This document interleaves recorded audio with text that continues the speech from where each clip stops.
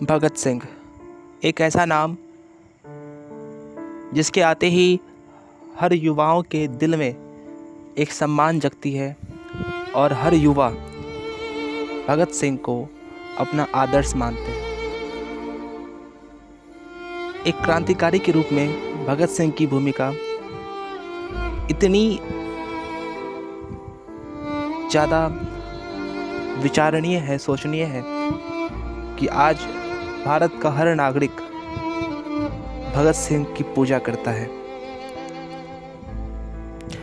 लाहौर षड्यंत्र केस में जब भगत सिंह और उसके कुछ साथियों ने असेंबली पर बम फेंका था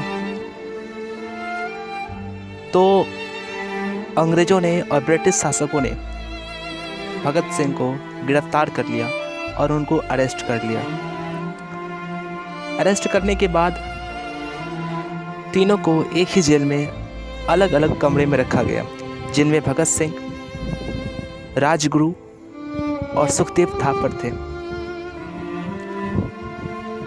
तीनों लाहौर षड्यंत्र केस से जुड़े हुए थे और तीनों को बड़े ही दर्दनाक स्थिति में, बड़े ही असहज रूप से जेल के अंदर रखा गया था। जेल की कोठरी मुश्किल से इतनी बड़ी होगी कि भगत सिंह का एक पूरा शरीर बड़ी मुश्किल से उसमें फिट होता होगा, बड़ी मुश्किल से उसमें बैठता था।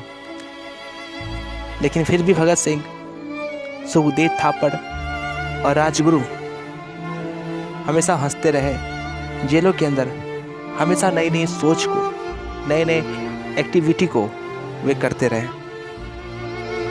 भगत सिंह किताब पढ़ने के काफ़ी शौकीन थे और जेल के अंदर भी उन्होंने काफ़ी सारी किताबें पढ़ी। अपने वकीलों के द्वारा, अपने किसी दोस्त के द्वारा वे तरह तरह की किताबें जेलों के अंदर मंगवाते थे और उनको वो पढ़ते थे। और एक सामान्य जीवन जो कोई व्यक्ति अपने घर में जीता है, सेम उस तरह की जीवन भगत सिंह, उनके सपाटी जो सुखदेव थापर थे और जो राजगुरु थे, बिल्कुल सामान्य जीवन अपने जेल में एक दर्दनाक स्थिति में, जहाँ पर कि रहने को सही तरीके से जगह नहीं था जेल में और काफ़ी ज़्यादा काल कोठरी थी, पूरा का पूरा अंधेरा। वहाँ पर वे लोग खुशी खुशी अपनी दिनचर्या को पूरा करते थे और खुशी तरीके से रहते थे। भगत सिंह, सुखदेव और राजगुरु तीनों को ये पता था कि एक ना एक दिन उनको फांसी दी जाएगी, लेकिन फिर भी उनके चेहरे पर कभी भी किसी भी प्रकार का डर, कभी भी कुछ भी नहीं आया। वे हमेशा खुश रहते थे और हमेशा जेल के अंदर रहकर भी गरीबों के प्रति सोच, भारत के प्रति सोच, आज़ाद करने की सोच, तरह तरह की किताबें पढ़ने की सोच भगत सिंह को था।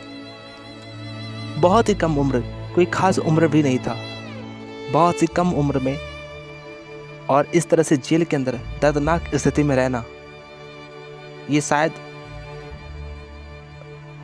वो भी उस समय बहुत ही मुश्किल था। 23 मार्च 1931 के दिन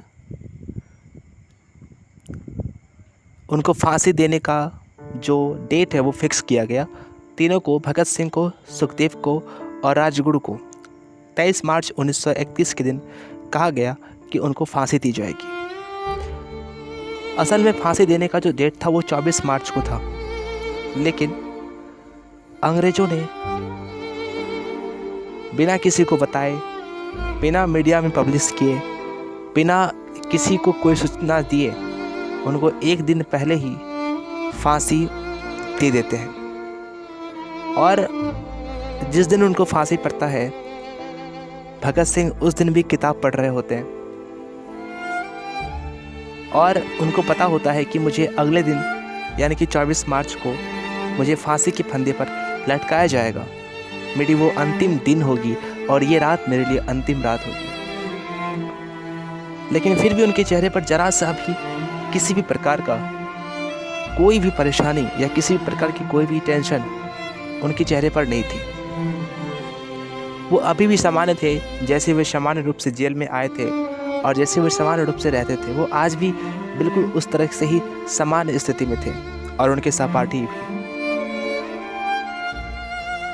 24 मार्च को फांसी देने का दिन था। कोर्ट की तरफ से नोटिस था, लेकिन अचानक 23 मार्च की सुबह, रात में आंधी आई हुई थी 23 मार्च को, और जैसे ही सुबह हुई तो सारे कैदियों को कहा गया कि वो अपने अपने वार्डन में चले जाए।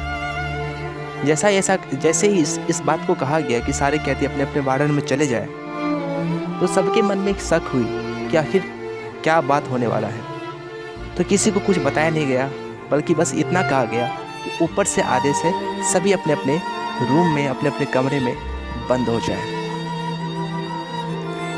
भगत सिंह अपने काल कोठरी में थे, अपने जेल के अंदर थे, अपने वार्डन में थे, और उनके जो सहपाठी थे राजगुरु और सुखदेव थापर, वो भी अपने अपने जेल के अंदर थे। भगत सिंह आज भी मस्त थे, अपनी किताबों में खोए हुए थे और एक नई दुनिया में, सोच में वो आज भी खोए हुए थे। 23 मार्च की शाम 4 बजे जब भगत सिंह के वकील उनसे मिलने आते हैं, तो भी उन्हें पता नहीं होता है कि उन्हें आज ही फांसी देने वाली है। वो भी मात्र कुछ ही घंटों के अंदर उनकी जो है मौत हो जाएगी और वे शहीद हो जाएंगे। भगत सिंह को पता होता है कि 24 मार्च को यानी कि अगले दिन उन्हें फांसी दी जाएगी, लेकिन उनको ये नहीं पता होता है कि आज के ही दिन मात्र 2 घंटे के अंदर ही उनको फांसी पे लटका दिया जाएगा। और फांसी पे चढ़ने के मात्र 1 घंटे पहले पूरी जेल को ये बताया जाता है कि आज भगत सिंह, सुखदेव थापर और राजगुरु को किसी कारणवश कोर्ट के आदेशानुसार, अनिश्चितकालीन आदेशानुसार उनको आज ही फांसी पर लटकाया जाएगा, वो भी मात्र 1 घंटे के अंदर, शाम के 7 बजे। और ये खबर ऐसी थी कि जेल के बाहर भी इस बात को कोई भी नहीं जान सका, मतलब ये पब्लिश नहीं हुई थी, और बाहरी लोग, जो वहाँ के लोग थे, किसी को ये पता नहीं चल सका कि आज भगत सिंह को, आज के ही दिन यानी कि मात्र 1 घंटा के अंदर ही भगत सिंह को और उसके सहपाठियों को फांसी के तख्ते पर लटका दिया जाएगा। ये किसी को पता नहीं था। और 1 घंटे के बाद भगत सिंह को और उनके सहपाठियों को जेल से निकाला गया और उनको कहा गया कि आप लोग नहा लो और भगवान का नाम ले लो। भगत सिंह ने नहाया और उन सबको काले कपड़े पहनाए गए। भगत सिंह को, सुखदेव थापर को और राजगुरु को, तीनों को काले कपड़े पहनाए गए। लेकिन तीनों के मुख पर अभी भी जरा सा भी किसी भी प्रकार की कोई भी डर उनके मन में नहीं था। उनके चेहरे पर मुस्कुराहट थी, उनके चेहरे पर खुशी था। भगत सिंह से पूछा गया कि आप अंतिम में इस देश को क्या संदेश देना चाहते हैं, तो उन्होंने कहा कि मैं इस देश को ये कहना चाहता हूँ, इंकलाब जिंदाबाद, इंकलाब जिंदाबाद। और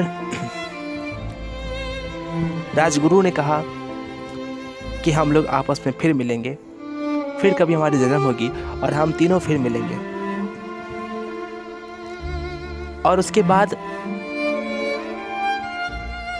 जबकि तीनों को पता था कि वो लोग मात्र आधे घंटे की मेहमान हैं, और उसके बाद